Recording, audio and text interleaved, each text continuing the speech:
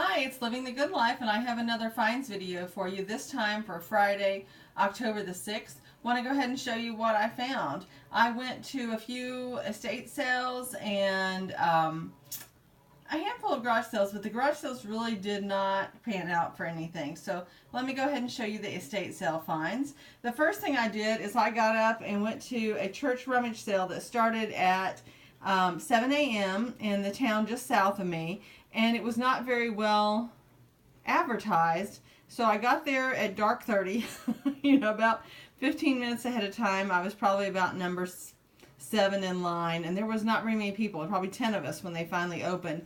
And I was lucky enough to find the jewelry as well as the utensils container before anybody else. So let me show you what I found. I did get like a rush of people coming over to jewelry very quickly, so I didn't have much time there. I got these really pretty earrings. They have turned out to, they look like they're sterling to me. I think I barely saw a sterling mark that's very worn.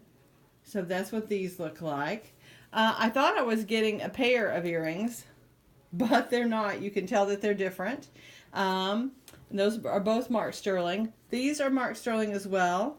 Has a little piece of onyx, and then I guess that's kind of little rhinestones coming down the edge there. So those were included. I also got this knife. It was wrapped up with tissue paper around the blade. It looks pretty sharp.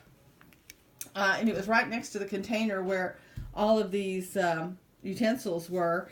And it's really got a pretty handle. And if you look right up here by this ferrule, it says sterling. So that's the handle.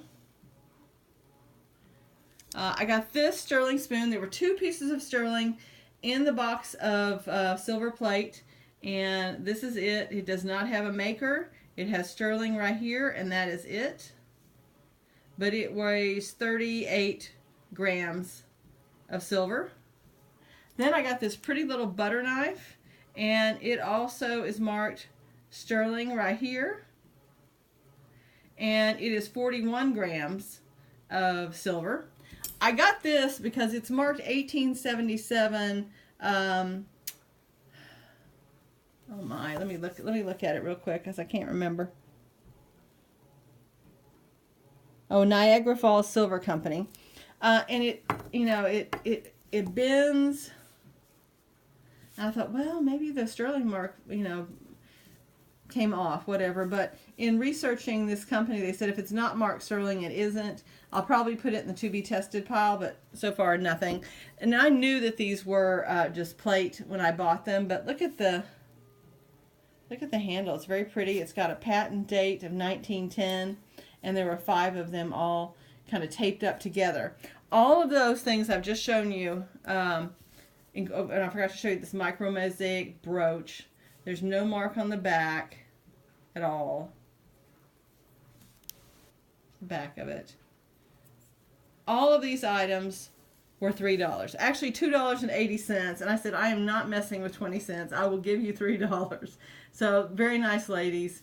So that's what I got there. I went back to an estate sale that I've been to. At 9 o'clock they were going half off, and I found this pretty little Art Nouveau brooch.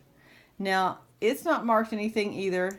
Here is the clasp, and as you can see, the pin does protrude a lot farther than the end of the clasp, and it's just really this old enclosure. So I do believe that this is Art Nouveau, about 1905, 1900. It is more than likely sterling, and it was $2 because everything was half off. I also bought this rhinestone necklace. It is not marked anything, but it has a pretty look to it. Here's the clasp. It's not that old.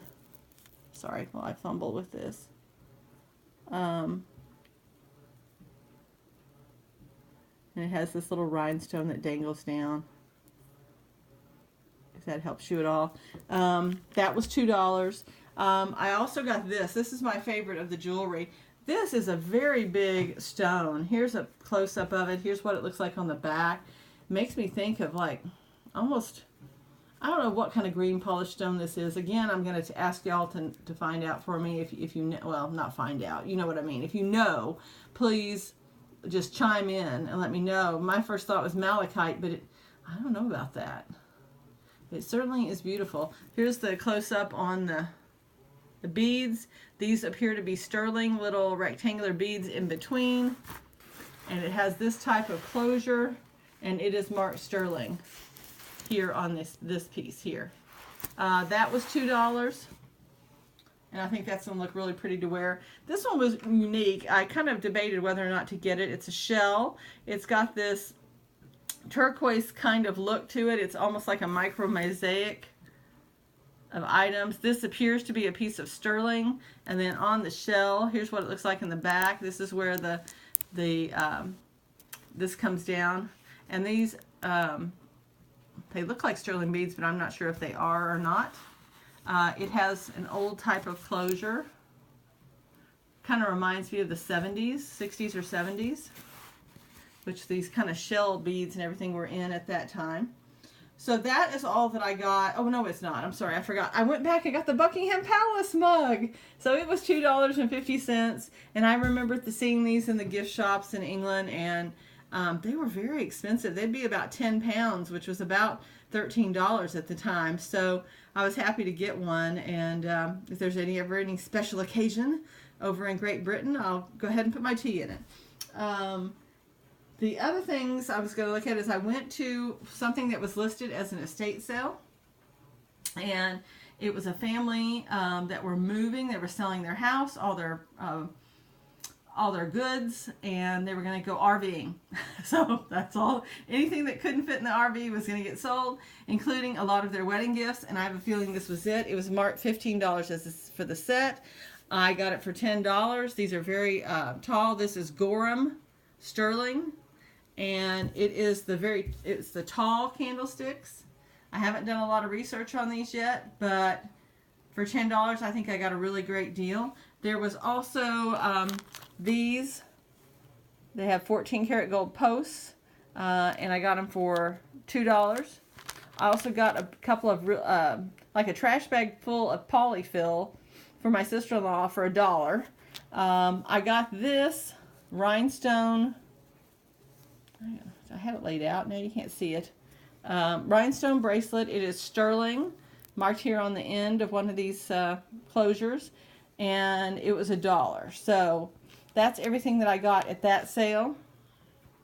I went to a garage sale. There was a big tub of jewelry, and they were 25, 50 cents, $1. I kept digging and digging. It was full. It was one of those plastic bins.